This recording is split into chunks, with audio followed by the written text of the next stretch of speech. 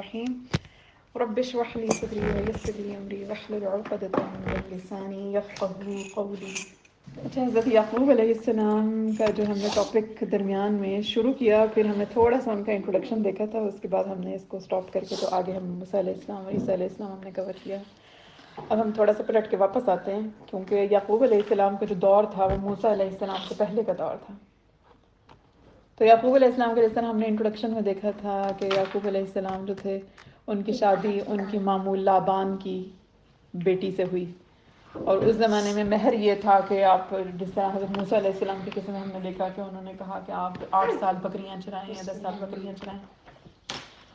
تو ان کے مامو لابان نے شرط رکھی یعقوب علیہ السلام نے، جب ان سے ان کی بیٹی کے لیے رشتے کے لیے بات کی کہ آپ 7 سال جو ہے وہ بکریاں چرائیں گی میری.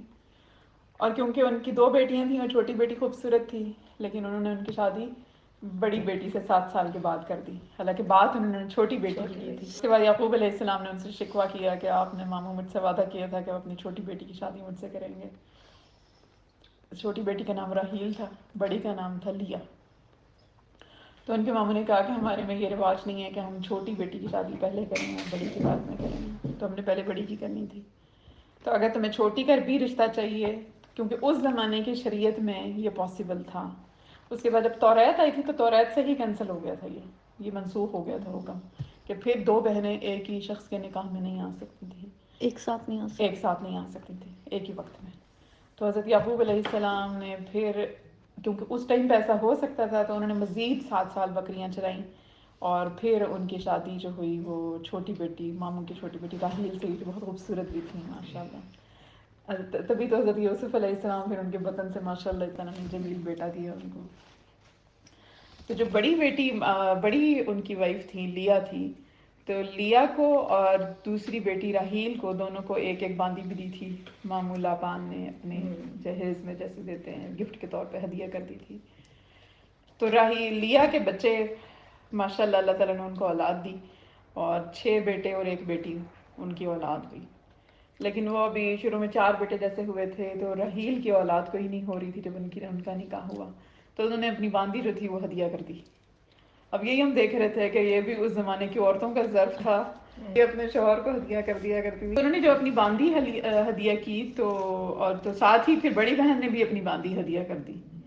تو اب یعقوب علیہ السلام کی 4 بیویاں تھیں اور 6 بچے، ان کے 6 بیٹے اور 1 بیٹی ان کی ہوئی ان کی بڑی بیوی لیا سے. 2 بیٹے ان کے ہوئے جو باندی دی تھی ہدیہ کی تھی راحیل نے، جو چھوٹی ان کی وائف تھی. اب اس کا مطلب 8 بیٹے ہو گئے اور 1 بیٹی ہو گئی.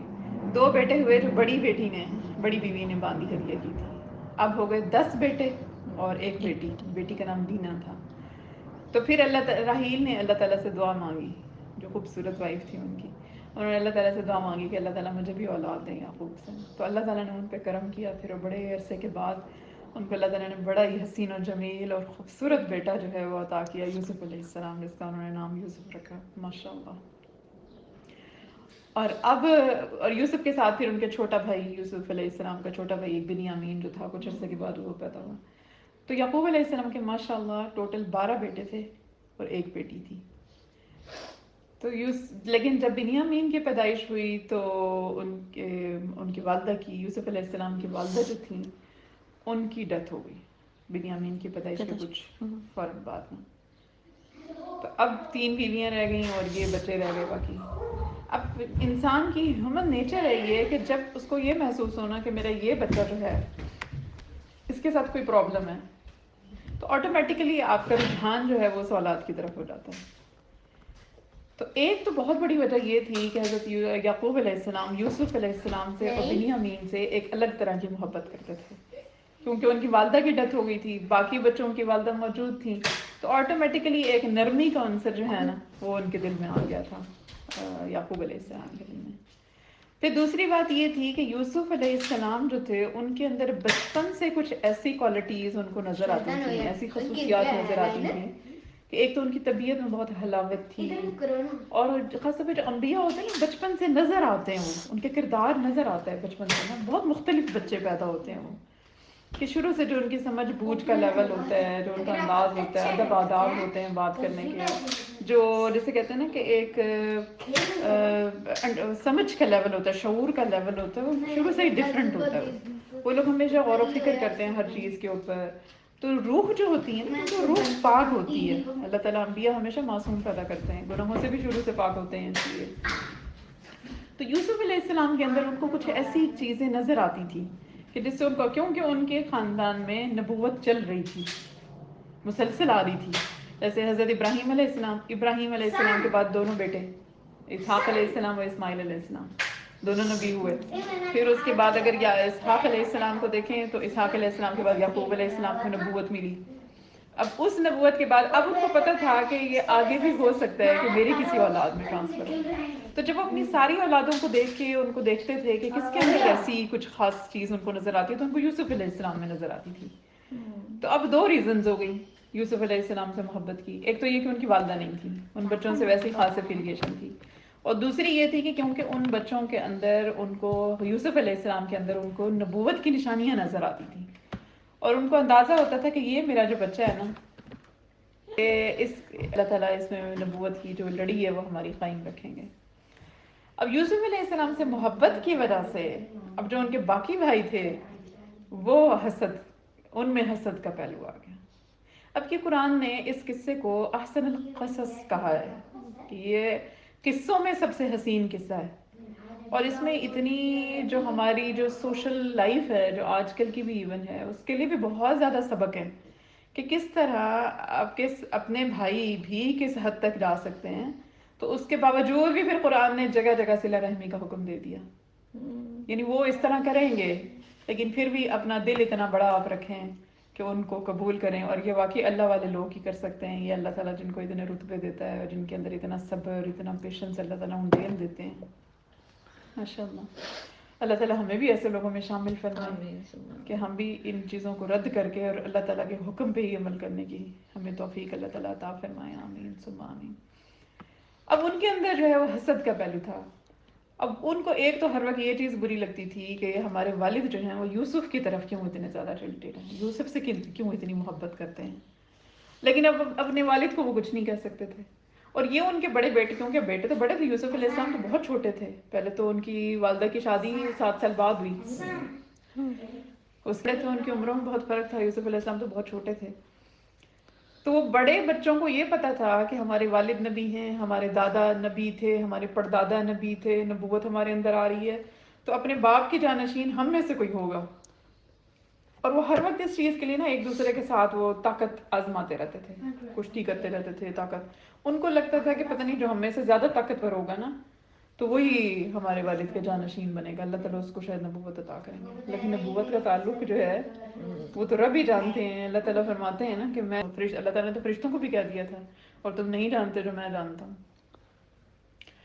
تو ان کے بچوں میں جو یہ چیز تھی کہ مقابلہ بازی تھی ایک آ گئی کہ ہم اپنے والد کے جانشین بنیں. اس کی وجہ سے اور حسد کا پہلو بہت زیادہ آ گیا کہ ہمارے والد کی توجہ ادھر کیوں ہے، ہمارے والد یوسف سے اور بنیامین سے کیوں اتنا زیادہ پیار کرتے ہیں. اچھا، اب یعقوب علیہ السلام کا یہ تھا کہ یعقوب علیہ السلام جو تھے وہ اپنے ماموں لابان کے ساتھ پہلے تو رہ رہے تھے 7 سال پہلے جب بکریاں چرا رہے تھے ان کی.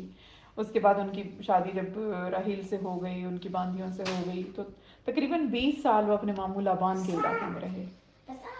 اس کے بعد انہوں نے، اللہ تعالیٰ نے ان کو، کیونکہ نبی تھے ظاہر ہے، وہاں پہ بھی ٹھہر کے رہ کے تو تبلیغ کا کام تو ان کا جاری تھا. تو وہاں پہ پھر انہوں نے، اللہ تعالیٰ نے ان کو پیغام بھیجا، وہی اتری کہ آپ اب ہجرت کریں کنعان کے علاقے کی طرف، جو کہ بیت المقدس کے آس پاس کا علاقہ تھا. تو حضرت یعقوب علیہ السلام نے اپنے ماموں سے اجازت لی جو ان کے سسر بھی تھے کہ اب آپ مجھے اجازت دیں تو مجھے اللہ کے حکم سے مجھے یہاں سے ہجرت کرنی ہے. تو ان کے ماموں لابان نے کہا کہ تم نے میری بکریاں چرائی ہیں، میرے جانور بہت زیادہ ہو گئے ہیں تمہاری وجہ سے، تو جاتے ہوئے تم ان کو بہت زیادہ انہوں نے ہدیہ بھی کیے جانور. کیونکہ اس زمانے میں اور زیادہ تر انبیاء کا اگر آپ دیکھیں نا تو انبیاء میں زیادہ تر انبیاء جو ہے وہ بکریاں چراتے تھے. کیونکہ جانوروں کو سدھانا جو ہے نا وہ بھی بڑا ڈیفیکلٹ ہے.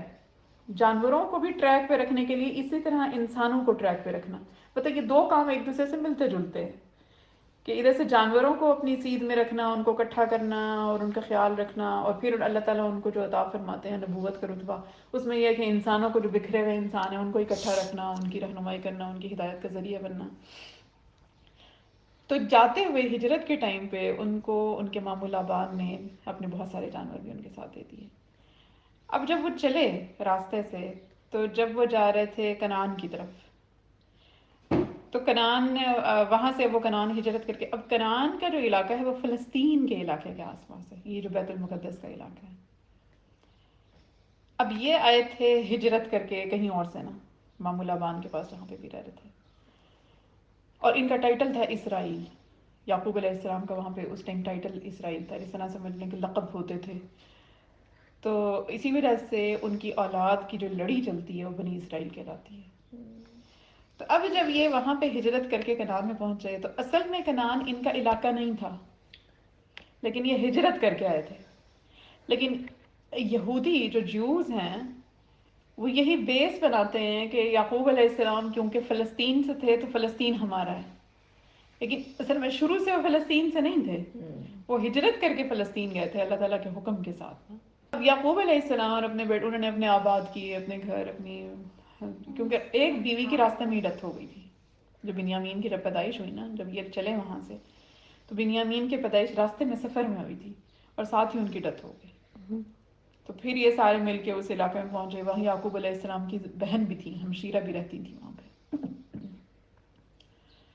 اب جب یہ لوگ وہاں پہ پہنچے ہیں، اس کے بعد اب سلسلہ جب شروع ہوا ہے، وہاں پہ سیٹلڈ ہو گئے، اب مسلسل یہ چل رہا ہے معاملہ کہ ان کے بھائیوں کا حسد چل رہا ہے کہ کیوں یہ یوسف سے بہت محبت کرتے ہیں اور ہم سے محبت نہیں کرتے، یوسف سے بہت محبت کرتے ہیں ہم سے محبت نہیں کرتے۔ اب وہ آئے روز کوئی نہ کوئی پلان بناتے تھے کہ کس طریقے سے ہم اب یوسف کی محبت اپنے باپ کے دل سے نکال دینا، کہ یہ ہمیں زیادہ پیار کریں اور یوسف کو ہٹا دیں۔ اب پلان بناتے بناتے جب انسان اپنے راہ ہدایت سے ہٹتا ہے نا، تو شیطان اس کو اور بھی بھٹکاتا ہے پھر۔ اسی لیے کہتے ہیں نا کہ بری سوچ کو ذہن میں بھی نہیں آنے دینا چاہیے، کیونکہ سوچ جو ہوتی ہے وہ آپ کا عمل بنتی ہے۔ اسی لیے جو ایک چھوٹی سی تھاٹ بھی ہوتی ہے نا، سب وہ کہتے ہیں نا، فلاسفرز کہتے ہیں کہ دنیا میں سب سے جو طاقتور چیز ہے وہ ایک انسان کی سوچ ہے، کیونکہ وہی ایک ٹائم تھا کہ وہی قائد اعظم تھے کہ جنہوں نے کبھی سوچا تھا کہ ایک ملک ہونا چاہیے، صرف ایک تھاٹ تھی۔ شاید کسی ٹائم ان کو کوئی آئیڈیا آیا ہوگا نا، کوئی ایک لمحہ تو ایسا ہوگا کہ جب انہوں نے سوچا ہوگا کہ بر صغیر کے مسلمانوں کو ایک الگ ملک کی ضرورت ہے۔ وہ سوچ جو ہوتی ہے وہی آپ کو اپنے عمل کی طرف لے کر جاتی ہے، ایسے تو نہیں نیتوں کے پھل ملتے، کیونکہ نیتیں جو ہوتی ہیں پھر وہی جو ہیں وہ آپ کے کردار میں ڈھلتی ہیں، آپ کا عمل بنتی ہیں، اور عمل سے ہی مختلف اعمال مل کے پھر آپ کا کردار، آپ کی پرسنالٹی کو ڈیولپ کرتے ہیں۔ اس لیے اپنے ذہن میں آنے والے چھوٹے سے چھوٹے خیال کی حفاظت کرنا بھی ہمارا کام ہے، ہماری ڈیوٹی ہے، کیونکہ جیسے ہی بری تھاٹ آئے گی شیطان کی پکڑ ہو جائے گی، وہ تو لپکے گا اس سوچ کی طرف جو آپ کے ذہن میں آئی ہے، کیونکہ سوچ کے اوپر تو اس کا اختیار نہیں ہے، سوچ آپ کو خود آئے گی، لیکن اس سوچ کو پکڑ کے آگے چلانے میں شیطان کا بھی بہت بڑا رول ہوتا ہے۔ اب یہاں پہ تھوڑا سا ہم ساتھ میں قرآن کو بھی دیکھتے رہتے ہیں، جہاں پہ یوسف علیہ السلام کا ذکر ہے، کیونکہ بڑی خوبصورت اس میں قرآن پاک کی آیات ہیں، کہ ہم نے اس قصے کو جو ہے وہ احسن القصص جہاں انہوں نے کہا ہے، تو بڑا مزہ آتا ہے اس کو بھی پڑھ کے۔